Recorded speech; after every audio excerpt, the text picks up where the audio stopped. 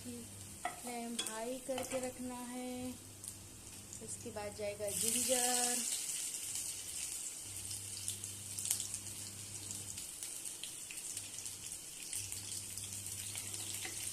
ये मैं बिल्कुल मार्केट स्टाइल बना रही हूँ।